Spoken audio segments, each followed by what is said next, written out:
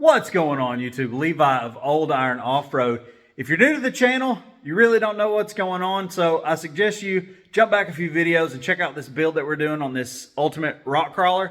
We've got some big axles laying in the floor.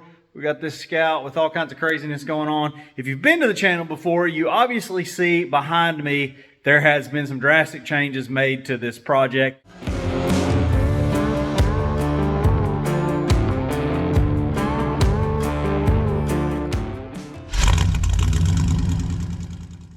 I do apologize up front because I've been just blindly working through it with the camera off, trying to make some headway.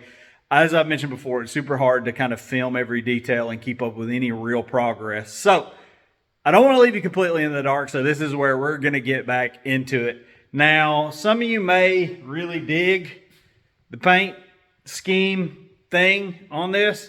Some of you may not. If it's not for you, it's not for you. So there's a German fellow by the name of Stilbrook Lack. I hope I didn't butcher his name. He's actually been doing this style of paint job on a couple of vehicles that you may have seen in the off-road industry. Now this, if you're familiar with this paint scheme, it's not anything new. I believe it's called manga is what they refer to it, or a cartoon type painting. I've seen it on a lot of imports. I've seen it on some high-end Porsches and whatnot. But this guy has actually done a couple of vehicles that are familiar in the off-road industry. Flex Rocks and Rollovers, Jeepster McJeepface, Marvin. His Jeepster is painted in this style. Lightbright also has a Jeep that is painted in this style that Stilbrook did when he came over to the States. He threw down on a couple of these rigs. So for me, this is my attempt at artsy, somewhat creative, stealing inspiration where I can. We'll dig deep. We'll dig into that a little bit more. But as you can see as well, the front axle is out and on the ground, and we have also finished up some other stuff. Tube fenders are painted, rockers are painted, a lot of other things are done. Some chassis stuff that's been buttoned up and a few other little odds and ends. So the mission at this point in time is to get the body off the chassis blasted, painted, axles back underneath the truck, links all buttoned up, steering done, wheels and tires on this guy so it is a roller. That will be a huge weight off of my shoulders. I feel like we're in a better position to keep making progress on this guy, dig into some cage work, some interior stuff, brakes, figure out all that stuff, and jump into the turbo side of things. Just some more fun and interesting stuff. But so I wasn't leaving you guys completely in the dark. I think we're going to dig into a few things. Namely, this front axle. There's some finish welding that needs to be done on it. We need to get some paint on it. I need to build some gussets for the front of the chassis to get this tube structure all supported back to the chassis. I need to cut it. I need to get the sheet metal off of the front. Lots of little odds and ends. So join us today. Hang out with us while we make some progress on this guy. If you're not subscribed to the channel, take 2 seconds, reach down there and hit the subscribe button. We'd appreciate it.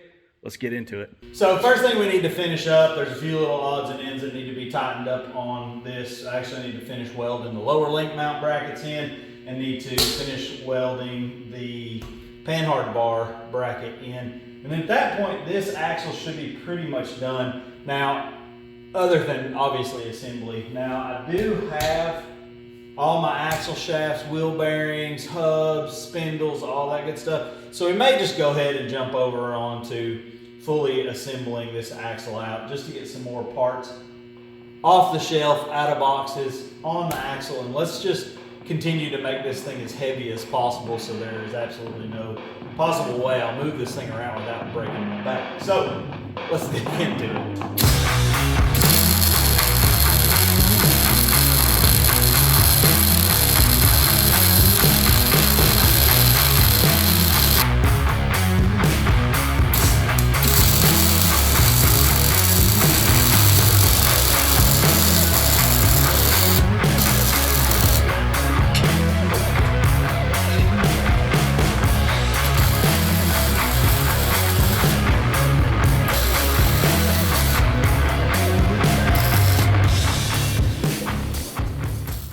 So with everything welded up and everything kind of cleaned up with the wire wheel, wiped down, ready to throw some paint on it. Now on this front axle, again, we are going to use Steel It. I'm actually going to paint the chassis with Steel It too. I've used this on a couple of sets of axles. It seems to hold up well and it's easy to touch up. It is expensive, but most good things are. We'll see how it really goes. Let's give it I want to give it a real test with this and see how it actually holds up under something that gets beat on. So I'm not going to bore you with this. I'm going to throw some paint on this guy real quick. We'll get it painted up. And I think we're actually going to start putting the front axle together. So we'll catch up with you in a few on that. Fresh shiny coat of paint on the axle. So we've got our spindles here. And one of the things that we're actually doing on this axle is we're not running the standard spindle bearings. Spindle bearings, they seem to hold up okay if they stay sealed, but with the abuse this vehicle is going to see and the likelihood of mud and water, we're going to run these Delrin bushings. So these guys are going to get installed in place of the bearings. As you see there, on mold, knock that guy in, get it all sealed up and happy. And we're going to go ahead and install our Brannick axle shaft U-joints. Full circle snap rings, get our axle shafts completely put together and in the housing. Now, one thing I am going to have to do, and I've ran into this in the past, the Brannick axles are actually a little large on these edges here, and they hit the inside of the knuckle on the reed knuckle. So I'm going to take a flapper wheel real quick, polish these edges down so they don't stick out as far, and do the same thing on the inners, make sure everything clears. We'll get these guys put together. So heavy. Oh, we're so heavy. So now I'm going to actually throw our Brannick 1480 series 4340 U-joints in. Now again, I may have mentioned that these do not use needle bearings inside of them. They are solely hardened steel on a film of grease is basically what keeps these guys alive. So hopefully they will be pretty bulletproof. If I'm predicting breakages on the front axle, it is going to be the backside of the pinion shaft that's going to break, because that is a Dana 70U and it actually uses the same outer pinion bearing as a Dana 60. So you kind of got a pretty hard neck down there. And don't get me wrong, we're hoping for no breaks, but if there is a break that's going to occur, in my opinion, that's where it's going to happen. We're also staying on 40-inch tires. We're not going to 42s, so I'm hoping everything that we've done is all in the name of keeping it alive. So we've got these O-rings that we have to install in each cap, and always remember to put your full circle snap rings over the crosses before you get carried away putting stuff together, or you'll be real mad when you get done.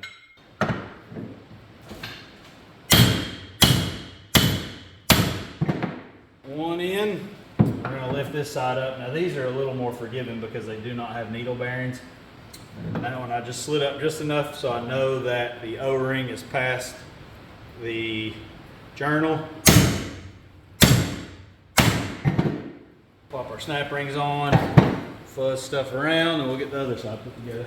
I'm sure there's people hollering in the comments, "Oh my God, you can't do that. You gotta use a press to put those together." They don't, I never use a press. Every once in a while, you'll get unlucky and you'll kill a U-joint because you'll drop a needle as you're smacking it together.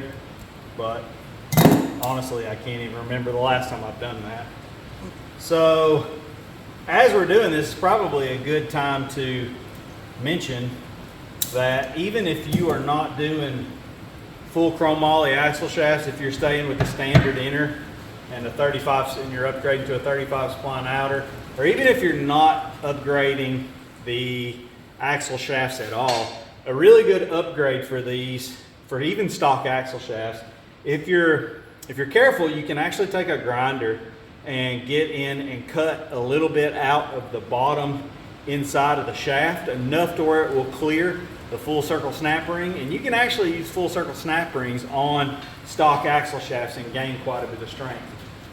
It's not so much strength gain, but typically what happens when you break an axle shaft is it's going to spit the C-clip out and it's going to push the U-joint cap out, is usually what happens, and then from there it tears the ear of the shaft off. So simply by upgrading and giving it a better retention method to retain the caps, you're way less likely to break a shaft. The more you know. Give it a couple love taps to make sure it moves nice. And always always, when you put axle shafts together, kind of give them a good wobbling. Give them a good wobble. Make sure they're not bound up or too tight. So there's one axle shaft. We'll get the other one assembled. We'll get those guys in the housing and get the spindles on.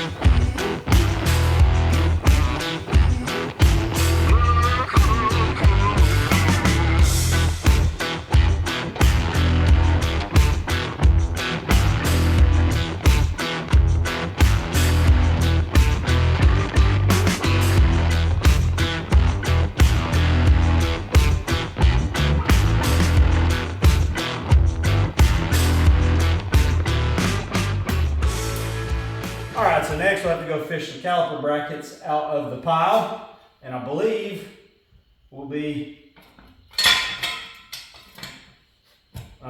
dangerous. Saturday morning we're out here trying to get a few things done. Threw some caliper brackets in the parts blaster this morning, blasted those, and we've got some steelet on those drying. And I am contemplating the next move on this thing. I think I need to get this front sheet metal off, and I need to work on some gusseting in the front and pretty much get ready to pull the tub off of this guy. I think is the move that we need to make. Yeah, we're gonna jump on that. Let's see where we get.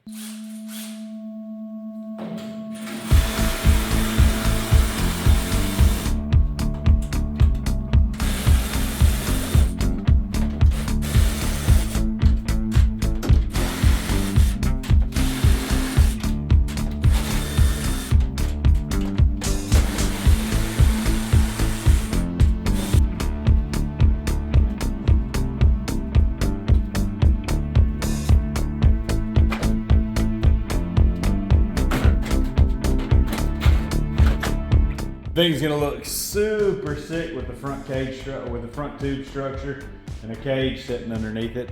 I may just not even run the front clip. What do you think? I'm just kidding. We'll run the front clip.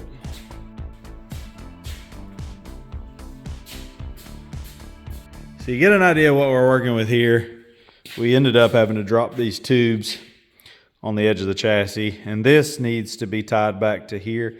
So I think we're just gonna cut it one gusset to kind of tie this corner up, tighten all this up, and give this a place to land.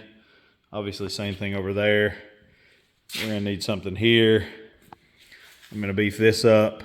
We're also gonna need a piece of tube going across the top to tie the two coil towers together. And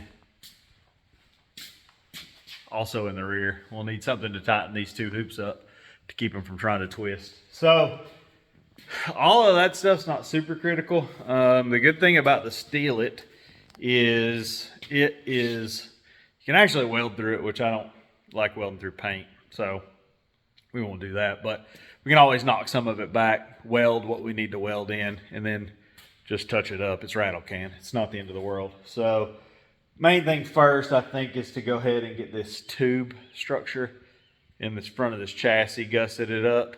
I'm not 100% sure that with all this room, I've got 30 miles of space here. I'm not sure I'm not going to just build a winch cradle and actually drop it inside the engine compartment, keep everything tucked back, and keep a nice flat nose.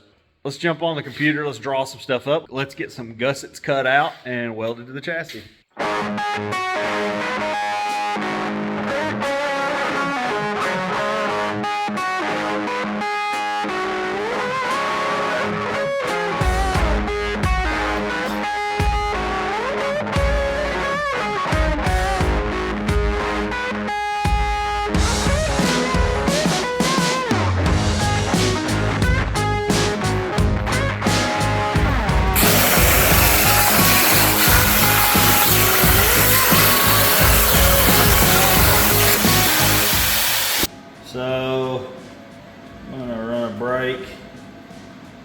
kick this here. Actually, no. I'll have to kick it here, kick it up and down. So that's the plan, put a brake in this so I catch this, this, and this all in one whack. Let's see what happens when I put it in the brake.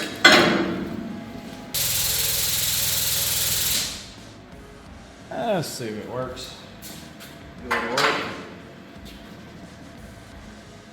Yeah. I like it.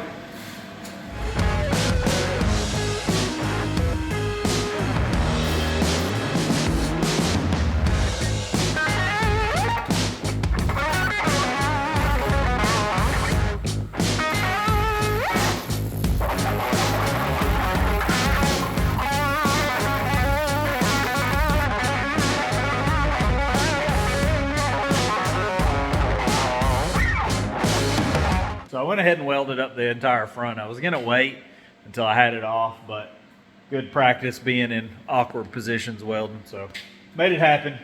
So I'm actually gonna go through and cut some gussets for these guys. That way they are tied in. Gonna actually incorporate one of these guys into, actually I'm not gonna incorporate it. I'm gonna cut the bolt pattern in there so that our cross tube between the coilover towers will be tied together. So I need to pull some measurements off this guy, get these drawn up and cut out and get them welded on. I'm not gonna bore you with drawing these up, but we'll be back in a minute. Show you what I got going on here. We got one of these guys that is gonna sit there, and we have this dude which will tie, give me a place to bolt that doodad in, and that is gonna go right shaw, like so. Nice and sturdy, hopefully. About to put a little bit of kink in the corner of this guy, but should work out. Let's get them welded in.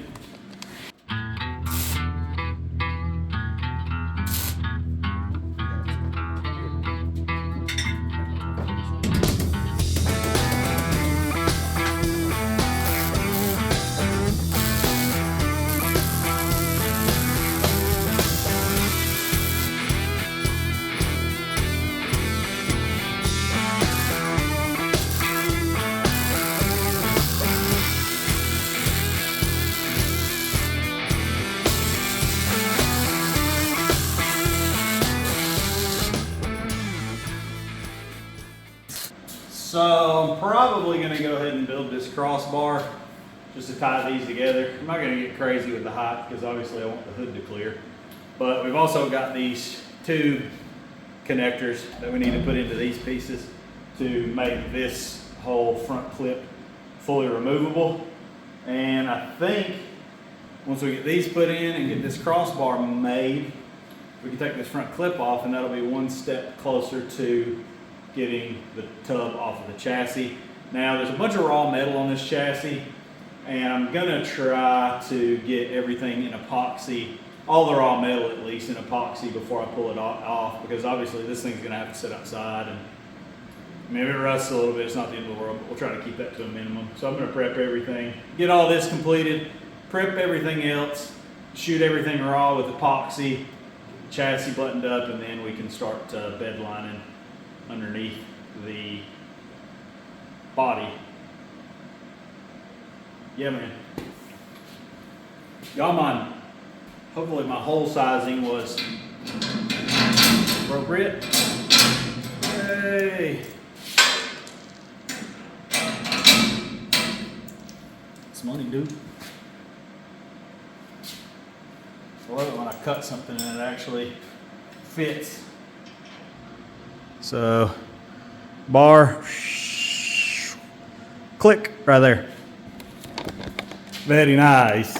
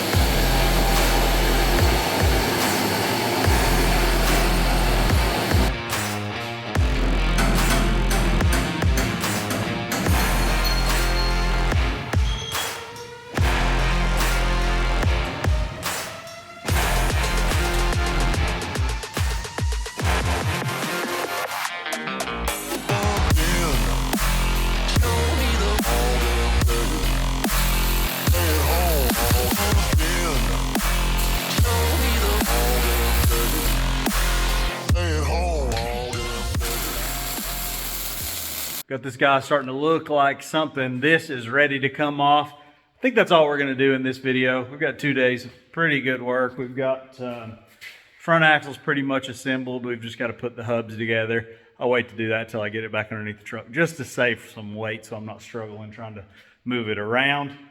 This is completely ready to come off. I'm not sure if I'm going to bore you guys with the sandblasting and painting and stuff. We'll see how that goes, but hopefully you'll either see it being sandblasted or you'll see it painted and being reassembled. We'll see how that goes. We're going to keep banging on it.